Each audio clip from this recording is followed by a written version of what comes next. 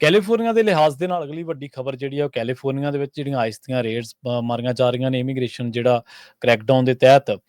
ਉਸ ਤੋਂ ਬਾਅਦ ਐਲਏ ਦੇ ਵਿੱਚ ਆਪਾਂ ਦੇਖਿਆ ਭੰਨਤੋੜ ਬਹੁਤ ਹੋਈ ਤੇ ਇਸੇ ਦਰਮਿਆਨ ਵਾਈਸ ਪ੍ਰੈਜ਼ੀਡੈਂਟ ਜਿਹੜੀ ਵੈਂਸ ਜਿਹੜੇ ਨੇ ਉਹ ਲਾਸ ਐਂਜਲਸ ਪਹੁੰਚੇ ਨੇ ਤੇ ਲਾਸ ਐਂਜਲਸ ਪਹੁੰਚਦੇ ਹੀ ਉਹਨਾਂ ਨੇ 3:10 ਦੇ ਉੱਤੇ ਪੱਤਰਕਾਰਾਂ ਦੇ ਨਾਲ ਗੱਲਬਾਤ ਕੀਤੀ ਆ। ਸਿਆਸਤਦਾਨਾਂ ਦੇ ਸੁਭਾਅ ਦੇ ਮੁਤਾਬਕ ਕਹਿ ਲਓ ਜਾਂ ਫਿਰ ਆਪਣੀ ਪੋਲੀਟੀਕਲ ਜੋ ਉਹਨਾਂ ਦਾ ਸਟੈਂਸ ਹੈ ਉਹਦੇ ਮੁਤਾਬਕ ਉਹਨਾਂ ਨੇ ਉਹੀ ਭਾਸ਼ਣ ਦਿੱਤਾ ਜਿਹੜਾ ਕਿ ਕਿਆਸਿਆ ਜਾ ਰਿਹਾ ਸੀਗਾ। ਉਹਨਾਂ ਨੇ ਇਹ ਗੱਲ ਕਹੀ ਹੈ ਕਿ ਜੋ ਲੰਘੇ ਦਿਨਾਂ ਦੇ ਵਿੱਚ ਜੋ ਕੁਝ ਹੋਇਆ ਉਹ ਬਹੁਤ ਮੰਦਭਾਗਾ ਸੀ, ਇਹਦੇ ਤੋਂ ਬਚਿਆ ਜਾ ਸਕਦਾ ਸੀਗਾ। ਪਰ ਹੁਣ ਇਹ ਨਹੀਂ ਹੋਊਗਾ ਕਿਉਂਕਿ ਹੁਣ ਵੀ ਜਿਹੜੇ ਮਰੀਨਸ ਨੇ ਜਾਂ ਜਿਹੜੇ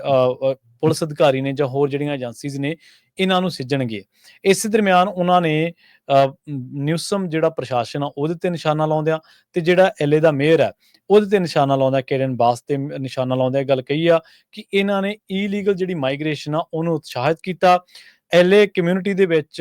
ਦੇ ਵਿੱਚ ਉਹਨਾਂ ਲੋਕਾਂ ਨੂੰ ਆਉਣ ਦਿੱਤਾ ਜਾਂ ਕ੍ਰਾਈਮ ਫੈਲਾਉਣ ਦੀ ਇਜਾਜ਼ਤ ਦਿੱਤੀ। ਪਰ ਜਦੋਂ ਅਸੀਂ ਉਹਨਾਂ ਦੇ ਨਾਲ ਕਹਿੰਦੇ ਸਿੱਝਣਾ ਚਾਹਿਆ, ਜਦੋਂ ਅਸੀਂ ਉਹਨਾਂ ਨੂੰ ਕਾਬੂ ਕਰਨਾ ਚਾਹਿਆ ਤਾਂ ਇਹਨਾਂ ਨੇ ਉਲਟਾ ਉਹਨਾਂ ਦਾ ਹੀ ਸਾਥ ਦਿੱਤਾ। ਉਹਨਾਂ ਨੇ ਕਿਹਾ ਕਿ ਮਰੀਨਸ ਡਿਸਟ੍ਰਿਕਟ ਅਟਾਰਨੀਜ਼ ਦਾ ਆਫਿਸ, FBI ਤੇ ਹੋਰ ਜਿਹੜੀਆਂ ਫੈਡਰਲ ਅਫੀਸ਼ੀਅਲਸ ਨੇ ਉਹਨਾਂ ਨੂੰ ਪੇਸ਼ ਵੀ ਕੀਤਾ, ਨਾਲ ਅਧਿਕਾਰੀ ਖੜੇ ਸੀਗੇ। ਉਹ ਕਹਿੰਦੇ ਕਿ ਇਹ ਉਹ ਲੋਕ ਨੇ ਜਿਹੜੇ ਟਰੰਪ ਦਾ ਜਿਹੜਾ ਇਮੀਗ੍ਰੇਸ਼ਨ ਬਾਬਤ ਜੋ ਏਜੰਡਾ ਉਹਨੂੰ ਲਾਗੂ ਕਰਨ ਲੱਗੇ ਹੋਏ ਨੇ। ਤੇ ਇਸ ਬਿਆਨ ਦੀ ਕੈਲੀਫੋਰਨੀਆ ਦੀ ਸਿਆਸਤ ਦੇ ਵਿੱਚ ਚਰਚਾ ਵੀ ਖਾਸੀ ਹੈ ਕਿਉਂਕਿ ਵੈਂਸ ਨੇ ਜਿਹੜੇ ਵੀ ਰੋਸ ਮੁਜ਼ਾਹਰੇ ਹੋਏ ਨੇ ਐਲਏ ਦੇ ਵਿੱਚ ਉਹਨਾਂ ਬਾਬਤ ਸੋਸ਼ਲ ਮੀਡੀਆ ਦੇ ਉੱਤੇ ਇਸ ਮਹੀਨੇ ਜਿਹੜਾ ਉਹ ਪੋਸਟ ਵੀ ਕੀਤੀ ਸੀ ਤੇ ਉਹਦੇ ਵਿੱਚ ਉਹਨਾਂ ਨੇ ਕਿਹਾ ਸੀਗਾ ਵੀ ਇਹ ਜਿਹੜੀਆਂ ਰੇਡਸ ਹੋਈਆਂ ਨੇ ਉਹਨਾਂ ਨੂੰ ਦਬਾਉਣ ਦੇ ਲਈ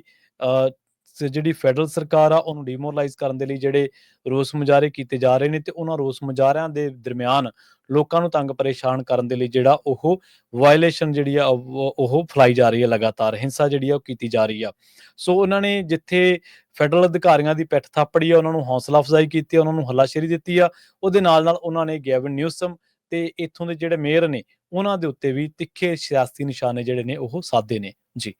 ਕੈਲੀਫੋਰਨੀਆ ਦੇ ਲਿਹਾਜ਼ ਦੇ ਨਾਲ ਅਗਲੀ ਵੱਡੀ ਖਬਰ ਜਿਹੜੀ ਆ ਉਹ ਕੈਲੀਫੋਰਨੀਆ ਦੇ ਵਿੱਚ ਜਿਹੜੀਆਂ ਆਈਸ ਦੀਆਂ ਰੇਡਸ ਮਾਰੀਆਂ ਜਾ ਰਹੀਆਂ ਨੇ ਇਮੀਗ੍ਰੇਸ਼ਨ ਜਿਹੜਾ ਕ੍ਰੈਕਡਾਊਨ ਦੇ ਤਹਿਤ ਉਸ ਤੋਂ ਬਾਅਦ ਐਲਏ ਦੇ ਵਿੱਚ ਆਪਾਂ ਦੇਖਿਆ ਭੰਨਤੋੜ ਬਹੁਤ ਹੋਈ ਤੇ ਇਸੇ ਦਰਮਿਆਨ ਵਾਈਸ ਪ੍ਰੈਜ਼ੀਡੈਂਟ ਜਿਹੜੀ ਵੈਂਸ ਜਿਹੜੇ ਨੇ ਉਹ ਲਾਸ ਐਂਜਲਸ ਪਹੁੰਚੇ ਨੇ ਤੇ ਲਾਸ ਐਂਜਲਸ ਪਹੁੰਚਦੇ ਹੀ ਉਹਨਾਂ ਨੇ 3:10 ਦੇ ਉੱਤੇ ਪੱਤਰਕਾਰਾਂ ਦੇ ਨਾਲ ਗੱਲਬਾਤ ਕੀਤੀ ਆ। ਸਿਆਸਤਦਾਨਾਂ ਦੇ ਸੁਭਾਅ ਦੇ ਮੁਤਾਬਕ ਕਹਿ ਲਓ ਜਾਂ ਫਿਰ ਆਪਣੀ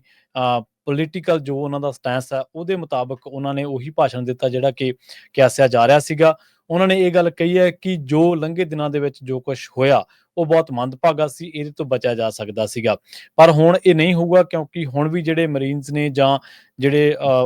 ਪੁਲਿਸ ਅਧਿਕਾਰੀ ਨੇ ਜਾਂ ਹੋਰ ਜਿਹੜੀਆਂ ਏਜੰਸੀਜ਼ ਨੇ ਇਹਨਾਂ ਨੂੰ ਸਿੱਝਣਗੇ। ਇਸ ਦਰਮਿਆਨ ਉਹਨਾਂ ਨੇ ਨਿਊਸਮ ਜਿਹੜਾ ਪ੍ਰਸ਼ਾਸਨ ਆ ਉਹਦੇ ਤੇ ਨਿਸ਼ਾਨਾ ਲਾਉਂਦਿਆਂ ਤੇ ਜਿਹੜਾ ਐਲਏ ਦਾ ਮੇਅਰ ਹੈ ਉਹਦੇ ਤੇ ਨਿਸ਼ਾਨਾ ਲਾਉਂਦਾ ਕੇਰਨ ਬਾਸ ਤੇ ਨਿਸ਼ਾਨਾ ਲਾਉਂਦਿਆਂ ਇਹ ਗੱਲ ਕਹੀ ਆ ਕਿ ਇਹਨਾਂ ਨੇ ਇਲੀਗਲ ਜਿਹੜੀ ਮਾਈਗ੍ਰੇਸ਼ਨ ਆ ਉਹਨੂੰ ਉਤਸ਼ਾਹਿਤ ਕੀਤਾ। LA community